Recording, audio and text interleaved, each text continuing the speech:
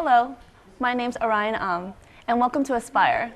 Tonight we have Douglas Balakovich with us, here to talk about his goals and dreams and fulfilling them, and his journey along the way.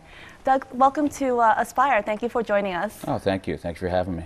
So can you tell us a little bit about yourself?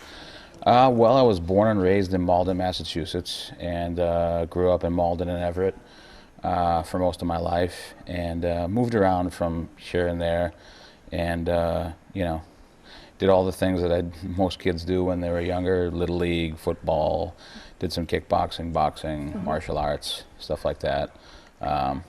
Pretty normal. So. And now you're an actor in the New England area. Yeah, I am. It, of course, didn't come that easy. I've done several things along the way. Everything from being a partner in a house painting business to being a bouncer at one of the largest clubs in New England that's, of course, no longer there, for 4 years. And worked in the healthcare industry.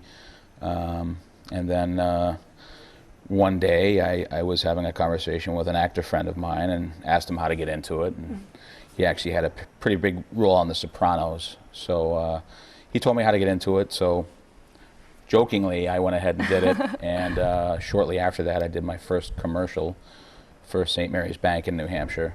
And the rest is kind of just built up over time. Mm-hmm.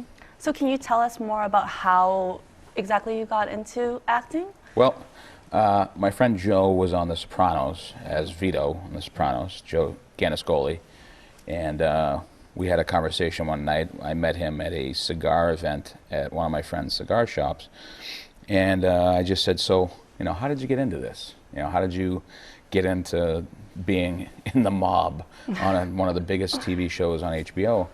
And he told me, just put your face out there, go and sign up at casting agencies. So it's exactly what I did. I signed up with Boston Casting and uploaded a few photos and some basic information, paid the premium for the profile, and started getting some website hits. I mean, it's not like, I'm not Brad Pitt or Tom Cruise or anything like that, but so of course for me, I'm like, there must be something about me that they like. So I got my first commercial audition for St. Mary's Bank, and they basically used me because I was a big guy. They were looking for a big guy to be in this commercial, and they were looking for somebody that had good facial expressions, which of course I do. You do. Apparently. So that started, and then I just started picking up extra work, on 14 movies or so now. So. So have you always wanted to become an actor? Because it sounds like you've done a lot of other things, the house painting and bouncer. Those are really and working at the ambulance. These are very varied things. How did you get into it? Well, honestly, when you're growing up, they always ask you those questions in school. What do you want to be when you grow up? My answer now as an adult was, alive. I want to be alive when I grow up. But, everybody had their, fireman, policeman, president, so on and so forth. Growing up, I kind of wanted to be like my dad. My dad's this, I know that might sound weird, but my dad's this big, large, intimidating guy. And he was a bouncer, so I became a bouncer. And, a little of this and that along the way. Some similarities to me and my dad, but we're two totally separate people. And I never thought that I would go from working when I was a kid at Stop and Shop, which I think most of us did as kids, bagging groceries, to working alongside some of the biggest actors on the planet. And it's not very easy to get into. I don't want to say that. It's easy to get into, but it's not easy to maintain a lot of the time, because you have to put yourself out there a lot. And there are a lot of people that, depending on their look or their past, it's a little easier for them. So I've always been described as a great character actor. And I mean, I can memorize and learn lines within like an hour. you know, and some of the stuff I've auditioned for has been stuff I never thought I'd ever audition for in my life. But, you know, most people will go into it with that attitude, well, okay, I'm going to get this no matter what. And I kind of the opposite. I don't go in with that, you know, cocky attitude of, well, I'm going to get this because, you know, it's me. I go in, I give it my all, and then when I leave, I'll think about it and I'll wonder what I could have done differently. What I could have done to actually get it. Because when the phone doesn't ring, it's a disappointment, but there's always other opportunities that come along. Right. You say it's easy to get into, but hard to maintain. Yeah. If there is an audience member who wants to, you know, get into acting, how would you recommend that they get into acting and to maintain it? Well, honestly, it would be the same way that I asked my friend Joe years ago, you know, how do you get into this? And it's the same thing that I tell people that I meet when they find out, you know, what I do, what, you know, what I've done, and what I'm trying to accomplish. Go and put your name out there, create a basic profile on websites like Sandy Alisi Casting in Boston, Boston Casting. I mean, there's several casting agencies out there. Billy Dowd. I mean, there's a lot of ways to actually get out there. It's as easy as uploading photos and basic information, and if you have a look or you're a certain type, and somebody sees you and says, you know, that's the guy we want or that's the girl we want, then that's one way to start out. But there are other ways too, agencies, you know, whether it be modeling agencies or talent agencies, all of that. But you know, I've never really looked into that, to be honest with you. I just started it out on my own and kind of put it on cruise control and just stepped on the brakes when I needed to. You step on the brakes? Yeah, I try. Why? I don't know, because sometimes I don't want to crash into that wall. And what wall is that? I'm unfamiliar with that wall. The wall of failure. Oh no. Yeah, I mean, everybody hits it. I mean, you know, there's highs and lows. It doesn't matter if you're, you know, a regular Joe like me from the area, or you're a superstar that was in one of the largest grossing movies on earth. There's going to come a period of time where people are going to say, oh my God, whatever happened to so-and-so? It's true. People fall off the map for a while. They reinvent themselves. Singers do it all the time.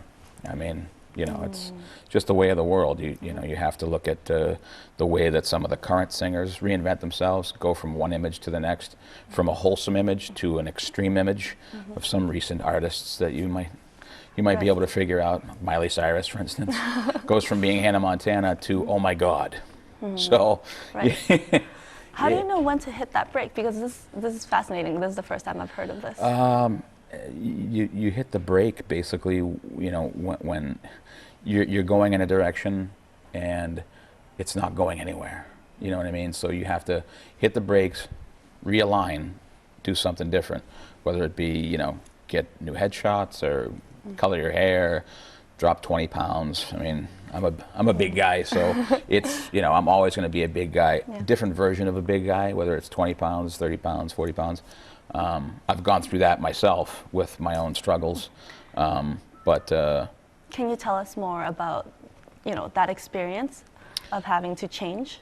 You know, I grew up very physical, very active. I took martial arts till I was a brown belt, and then messed up one of my legs, and kind of had to step back from that, if you will, put on the brakes, reinvent, do something else. So I got into boxing, and from boxing you go into football and baseball. So, you know, I was very active as a kid, and I also got into some professional wrestling.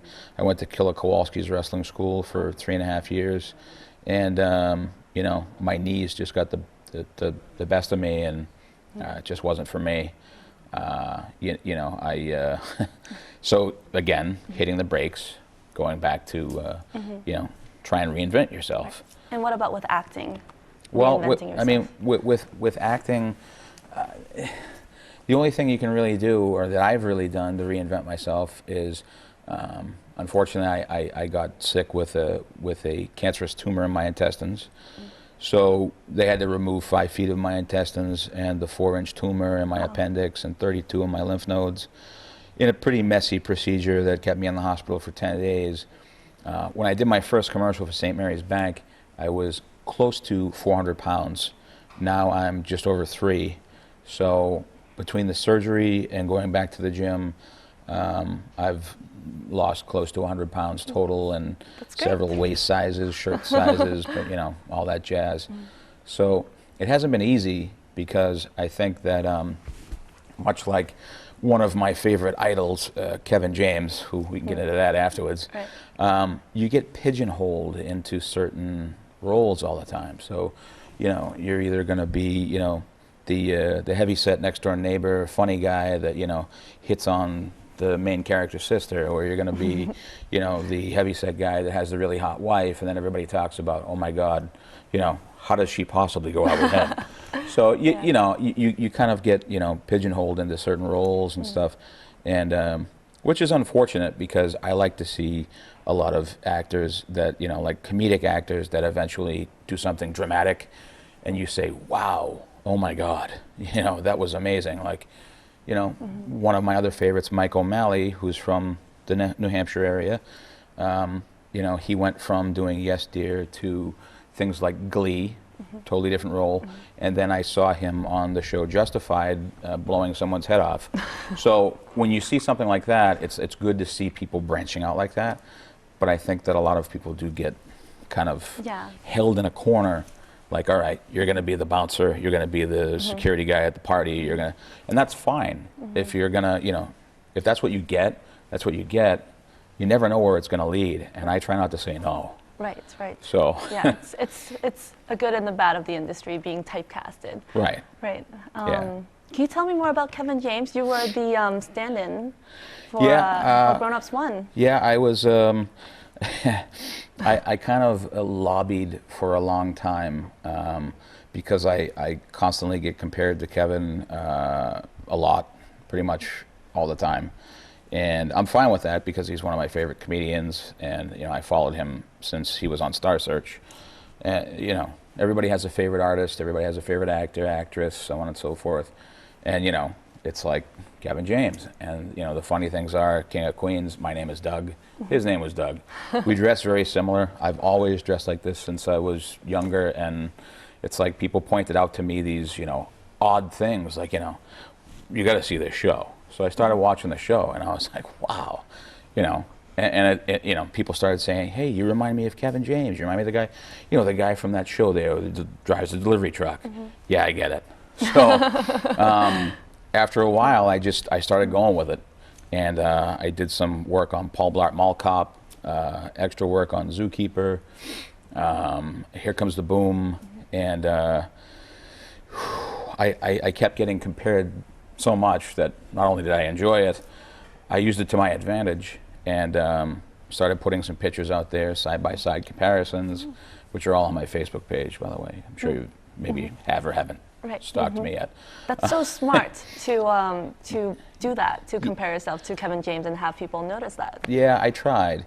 That's you know, and innovative. it's like, you know, there's like a 6-year difference in our age and whatever, but, you know, it is what it is. Similar builds, similar expressions, yada, yada, yada. I'm going to steal that idea, by the way. Well, go ahead, please do. So, you know, I did this, and then a wonderful person, Kristen Barona at Sandy Alisi Casting, went back and forth with me, gave me the opportunity to do stand-in for a different actor in Grown Ups 2. Before they actually even filmed it, they were just getting some measurements for the school bus that's in the movie. And I did that, and of course I happened to open my mouth to a few people there and said, you know. How did you do it? You know, it was just one of those things where, you know, I guess in the excitement of being a fan and putting the professional side of me, you know, to the side, I was just like, yeah, you know, I was talking to someone about, you know, whatever, and how I'd worked on other Kevin James movies before, and so on and so forth, and someone said, well, you know, you kind of look like him. And I was like, yeah, that's what I hear. And then it just led to this conversation, which led to, you know, maybe you should grow your beard out, because Kevin had a beard in Grown Ups too, and I didn't grow my beard out. I've always had no facial hair until, of course, recently I've been playing with it in all different ways. So long story short, I went and I did this day of stand-in for another actor and called it a day. And then I went home, and then they started doing casting for extras and so on and so forth. So Kristen Barona wanted to meet me, and I went in person, and we met. She took my stuff, and a couple of days later I got an email from her saying, we're really thinking about using you for some work doing stand-in for Kevin's best friend, Richie Minervini, does his stand-in for him. So I said, yeah, that would be great. And then, we went back and forth, and the double thing came up, and Kevin needed a double for the movie, and I was, of course, emotionally excited in my mind. I'm like, ew. So that's how that started, and then I was next thing you know, I was going to set, pretty much, and then once I got there and I was in costume, there were several people that were blown away by the likeness, including Kevin's friend Richie, who mistook me for him by coming over and putting his arm around me, and he was like, "Oh my God, I had to do a double take." And things like that, of course, are flattering, and they always stay with you. It stays with me every day. I think it's because of what I went through and almost dying, that things like that will never leave my mind. So no matter what, I could win the lottery tomorrow, and it probably still wouldn't compare to my time on the set with Kevin James. I mean, Adam Sandler took a fantastic picture of me and him that is going to remain, like, I'm going to have it etched on my coffin, I think. It's just when you have a memorable experience like that and you get to talk and sit side by side with, like, one of your favorite actors and comedians, it just brings you to a different level, at that moment in time. Eventually you sink down because it's over. And all you have to remember is, photographs, DVDs, movies. By the way, Grown Ups 2 is out on DVD now. And then, as much as I like to remember, I also like to move forward. After doing Grown Ups 2 as Kevin's stand-in and double in several scenes, I went on to do a scene in the Makeover with Julia Stiles, and then I did a diner scene with my friend Chris Palermo and Danny Martinetti. We did a scene down in Essex for the day for the diner in Clear History. So I worked on that, and then most recently, the most recent thing that I've worked on is American Hustle with a long line of impressive people in that cast. So that comes out December 18th. So that's so exciting. Yeah. But I think that a lot of people have misconceptions of, if I say that I'm on set for the day, or if I'm doing something, I'm going for an audition, or I'm on set, people, I think, mentally are picturing me in a limousine, maybe on an airplane, maybe getting off the airplane, having some type of, caviar and stuff. It's really not like that. It's a lot of hard work, and you put yourself out there. It's a lot of standing. It's a lot of walking. It's a lot of repetition. It's not, you go and you sit in the theater for 2 hours or longer, depending on the movie, and you're like, wow, this is awesome. But if they only knew what you went through to make one of those scenes that lasts for 30 seconds, if they only knew what you went through to make that scene work, it's amazing. Yeah. It's so incredible that it's that talking to the people while working on Grown Ups that led you on this journey, it sounds like. Being unprofessional for just a little bit. And kind of joking with people about how it would be amazing to do that role. Would you say that being unprofessional for a little bit is a good thing or a bad thing? It's such a delicate balance. What would you say about that? Using the word unprofessional, you always remain professional, but there's set etiquette. There's certain etiquette, that you have to abide by when you're on set. It's frowned upon that you approach any of the name big name actors. A lot of the times they'll make eye contact with you. I had Christian Bale come over and put his arms on my shoulders during American Hustle and shake me up a little bit and say, how you doing? And what I really wanted to say is, I am Batman. But I just smiled and said, I'm doing great, and I let him walk away. So, they frown upon pictures and stuff like that. But there are people on Facebook, like for Grown Ups 2, for instance, that probably had 75 photographs of every costume in the 80s scene party before the movie had even come out. So I knew every costume that everybody was wearing before the movie even came out. And, most of the time those things were frowned upon. I mean, my pictures, for instance, it was like a loaded gun. I was holding like a loaded gun of photographs of, oh my God, here's me and Kevin James. I've worked so hard to get here. Here's me and Adam Sandler. Here's me and Shaquille O'Neal. Things like that. It's like deep down inside, we all want to post those things. And I didn't post them until I was given okay to post them by the proper channels. So when I was able to post them, I was, exploding like a little kid. I was like, yes. So here, look at yeah. and that's how it is. But being unprofessional for a little bit of time, the word unprofessional might be the wrong way. It's just breaking set etiquette, or feeling out what celebrity that you're working with this week is actually willing to speak to you. I had very short conversations with Ryan Reynolds and Jeff Bridges when I worked on Rest in Peace Department, and I got to say what I wanted to say, and I ended it there. A lot of people, they get around certain element, and it's like, hey, trying to take pictures from like everything. Here's a shoe camera, you know what I mean? And it's funny. I've watched a lot of this take place, and I just sit there and I shake my head.